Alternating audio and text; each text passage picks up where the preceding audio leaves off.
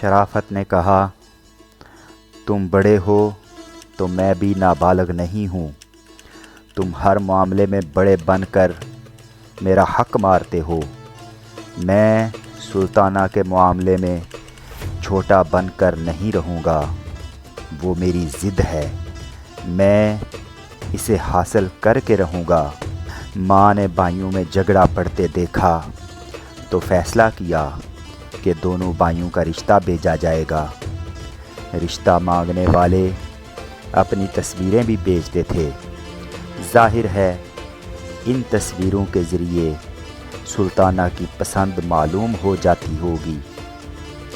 خبر آئی کہ چودھری نواز نے چودھری وجاہت علی کو اپنا داماد بنانا منظور کیا ہے۔ والدین نے اپنی منظوری دی تھی، یہ نہیں بتایا تھا کہ بیٹی نے اسے پسند کیا ہے۔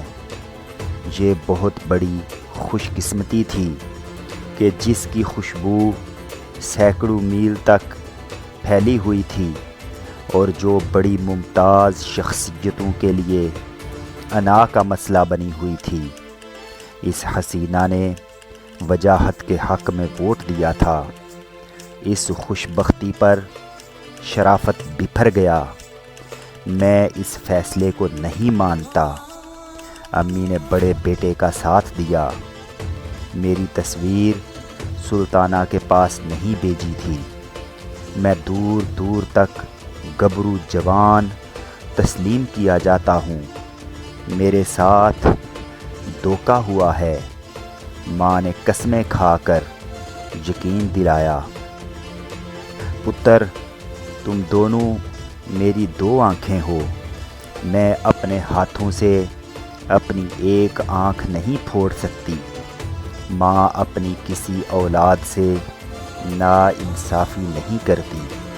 میں نے تیری تصویر بھی بھیجی تھی، لیکن اس نے چیلنج کر دیا، یہ شادی نہیں ہوگی، اور ہوگی تو بربادی ہوگی۔ ہاں، ایک شرط پر سمجھوتا ہو سکتا ہے، اور وہ یہ کہ اگلا الیکشن میں لڑوں گا۔ وجاہت نے کہا، ہماری سیاسی پارٹی مجھے الیکشن کے لیے ٹکٹ دے رہی ہے۔ تم پارٹی کے فیصلوں کے خلاف کیسے امیدوار بنو گے؟ بہت آسان ہے، مخالف پارٹی مجھے ٹکٹ دے رہی ہے، تو اس حلقے سے میں تمہارے خلاف کھڑا ہو گیا تو یہاں سے تمہارے 50% ووٹ لے جاؤں گا۔ نہ تمہارا بھلا ہوگا نہ میرا۔ تیسرے امیدوار کو ہمارے جھگڑے سے فائدہ پہنچے گا۔ وجاہت نے کہا، اتنی دانائی سے سیاست کو سمجھتے ہو، پھر مجھے کیوں چیلنج کر رہے ہو؟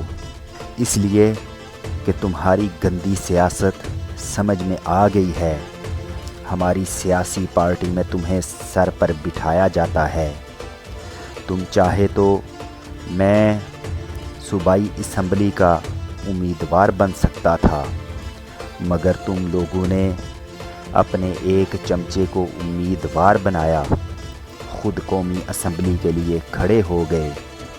یہاں محاذوں پر مجھے پیچھے دھکیل کر اب سلطانہ کے محاذ سے بھی آگے نکل رہے ہو۔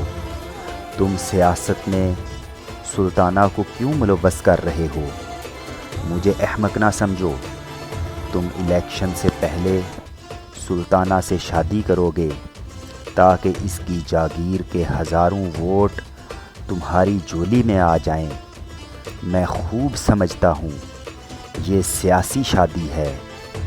وہ کوئی جواب سنے بغیر غصے میں تنتناتا ہوا چلا گیا۔ اس کا چیلنج بدستور تھا کہ یہ شادی نہیں، بربادی ہوگی۔ وجاہت خیالات سے چونک گیا۔ ملازم دروازے پر دستک دے رہا تھا۔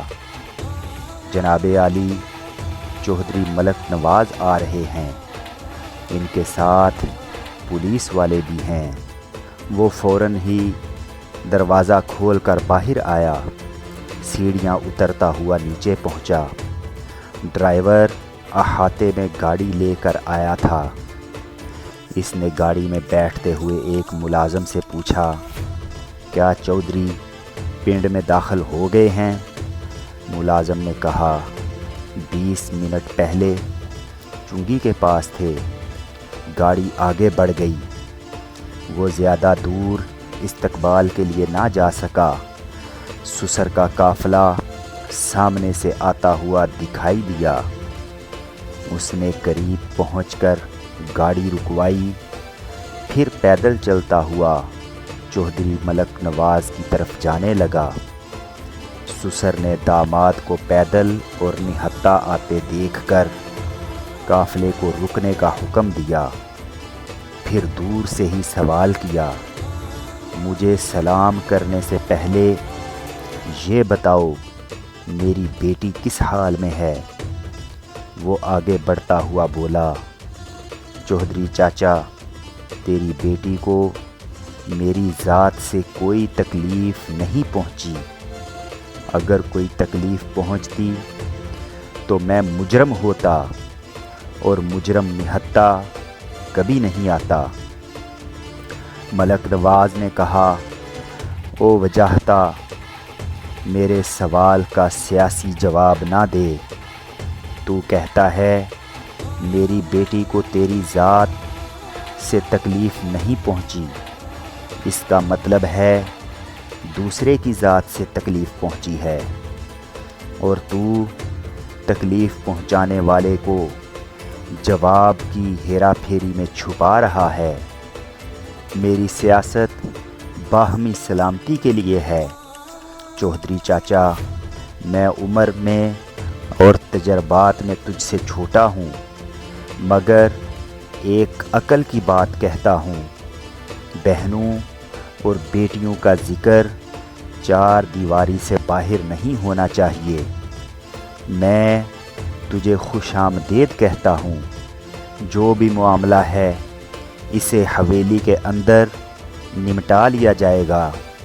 इंस्पेक्टर ने आगे बढ़कर वजाहत से मुसाफा करते हुए कहा, आपके सुसर ने कमिश्नर साहब को फ़ोन पर बुलाया था। कमिश्नर साहब ने मुझे कहा कि मैं मामला निपटा दूं। फिर इंस्पेक्टर ने चौधरी मलक नवाज़ से कहा, चौधरी साहब, आप बुज़ुर्ग हैं, ऊपर तक आपकी पहुंच है। आपको इत्मीनान होना चाहिए कि आपकी साहबजादी से कोई नाइंसाफ़ी नहीं होगी। चौधरी वजाहत अली साहब ने खूब कहा है कि बहनों और बेटियों की बातें चार दीवारी में मुनासिब होती हैं। मलक नवाज़ ने कहा, ठीक है, हवेली चलो। वजाहत ने कहा, चौधरी चाचा, अब मैं सलाम कर सकता हूँ? इसने अस्सलामु अलैकुम कहा। मलक नवाज़ ने गुस्से से मुंह फेर लिया। काफ़िला आगे बढ़ने लगा। वजाहत अपनी कार में आकर बैठ गया। इंस्पेक्टर ने हवेली के सामने पहुंचकर मलक नवाज़ से कहा, आपके मुसल्लह आदमी हवेली के बाहर रहेंगे। मैं मुसल्लह सिपाहियों को लेकर आपके साथ अंदर जाऊंगा। हवेली का बड़ा हाल रिश्तेदारों से खाली कराया गया। मलक नवाज़ ने अंदर आते ही पूछा, मेरी बेटी कहाँ है? वजाहत इन्हें साथ लेकर इस कमरे तक आया जहाँ सुल्ताना ने खुद को कैद कर रखा था। वजाहत की माँ ने चंद बुज़ुर्गों के साथ आकर कहा, अस्सलामु अलैकुम भाई साहिब। वो बोला, मैंने अभी तक दामाद के सलाम का जवाब नहीं दिया है। अस्सलामु अलैकुम के मानी हैं तुम पर सलामती हो, और मैं जवाबन इस वक्त तक किसी पर सलामती नहीं चाहूँगा जब तक अपनी बेटी को सही सलामत ना देख लूँ। سلطانہ نے باپ کی آواز سنتے ہی دروازہ کھول دیا، پھر تیزی سے آ کر سینے سے لگ گئی۔ باپ نے کہا، میں تجھے بچپن سے دیکھتا آ رہا ہوں، تو 1000 زخم کھاتی ہے مگر آنکھ سے آنسو نہیں نکالتی۔ پتھر باپ کی، پتھر بیٹی ہے، چل ذرا الگ ہو جا، مجھے دیکھنے دے، تیرا ہاتھ زخمی کیسے ہوا؟